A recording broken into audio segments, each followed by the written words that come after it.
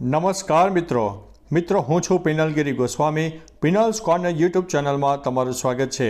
મિત્રો આજની વિડીયોમાં વાત કરીશું આજે તારીખ 22 ડિસેમ્બરથી લઈને 26 ડિસેમ્બર સુધી ગુજરાતમાં કેવું રહેશે હવામાન, વરસાદની શક્યતા કેટલી, વેસ્ટર્ન ડિસ્ટર્બન્સની શક્યતા કેટલી અને વાદળછાયું વાતાવરણ કેટલા દિવસ રહી શકે છે।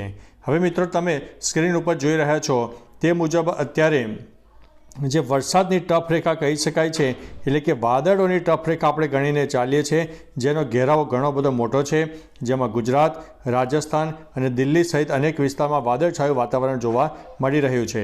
પરંતુ મિત્રો અત્યારે આ જે વાદળોનું પ્રમાણ તમને દેખાઈ રહ્યું છે તે અપર ક્લાઉડ છે, એટલે કે ઊંચાઈવાળા વાદળો તેને કહેવામાં આવે છે। અને ઊંચાઈવાળા વાદળો મિત્રો વરસાદ લાવતા નથી અને વાદળોમાં ઘણું પ્રમાણ એક મધ્યમ સ્તરના વાદળોનું પણ ઘણું પ્રમાણ જોવા મળ્યું છે, એટલે આ વાદળો પણ વરસાદ લાવતા નથી, એટલે વરસાદની શક્યતા ખૂબ જ ઓછી રહેલી છે।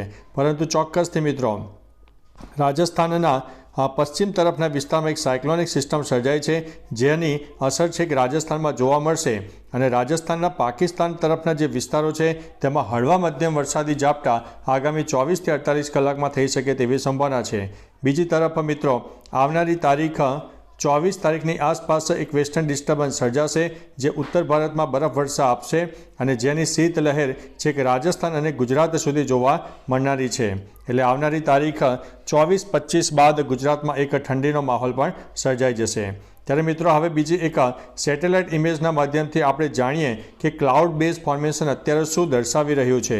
તો મિત્રો તમે જોઈ શકો છો કે વાદળછાયું વાતાવરણ ગુજરાતના અનેક વિસ્તારમાં સર્જાયેલું છે અને આ જે વાદળો છે એ આપણે અગાઉ પણ માહિતી આપી હતી કે આ જે વાદળો છે એ અપર ક્લાઉડ છે અને અપર ક્લાઉડ છે એ વરસાદી વાદળો હોતા નથી, એટલે તેના લીધે થઈને વરસાદની ચિંતા ખૂબ જ ઓછી રહેલી છે। જો કોઈ જગ્યાએ લોકલ ડેવલપમેન્ટ સર્જાઈ જાય તો જે તે વિસ્તારમાં વરસાદ થઈ શકે છે।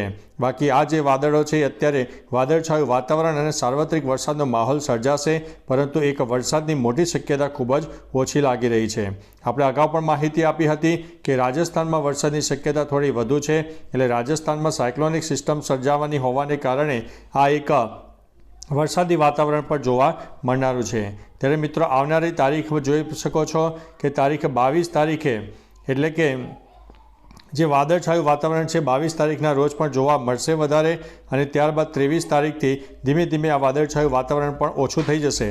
પરંતુ મિત્રો બીજી તરફ તમે એ સ્ક્રીન ઉપર જોઈ શકો છો કે એક વેસ્ટર્ન ડિસ્ટર્બન્સ પણ ઉત્તર ભારતમાં સક્રિય થાય તેવી સંભાવના છે, જે જોરદાર બરફવર્ષા અને વરસાદ આપશે અને તેની શીત લહેર ગુજરાત અને રાજસ્થાન સુધી જોવા મળનારી છે।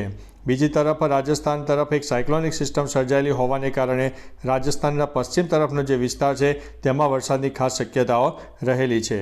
ત્યારે મિત્રો આવનારી તારીખ આગળ જઈએ તે પ્રમાણે જોઈએ તો વેસ્ટર્ન ડિસ્ટર્બન્સ તારીખ 24 તારીખ સુધી તેની અસર જોવા મળશે અને 25 તારીખની આસપાસ તે વધારે મજબૂત થાય અને ત્યારબાદ ધીમે ધીમે નબળું પડે। પરંતુ જે 24 અને 25 તારીખે જે બરફવર્ષા થશે એ બરફવર્ષાને કારણે ગુજરાતમાં એક શીત લહેરનો માહોલ સર્જાશે અને સાથે સાથે એક વેસ્ટર્ન ડિસ્ટર્બન્સની અસરના કારણે એક વાદળછાયું વાતાવરણ પણ ગુજરાતમાં જોવા મળી શકે છે। એટલે મિત્રો તારીખ 29-30 સુધી ગુજરાતમાં એક સામાન્યથી લઈને વધુ વાદળછાયું વાતાવરણ જોવા મળે, પરંતુ કોઈ મોટા વરસાદની શક્યતા નથી રહી।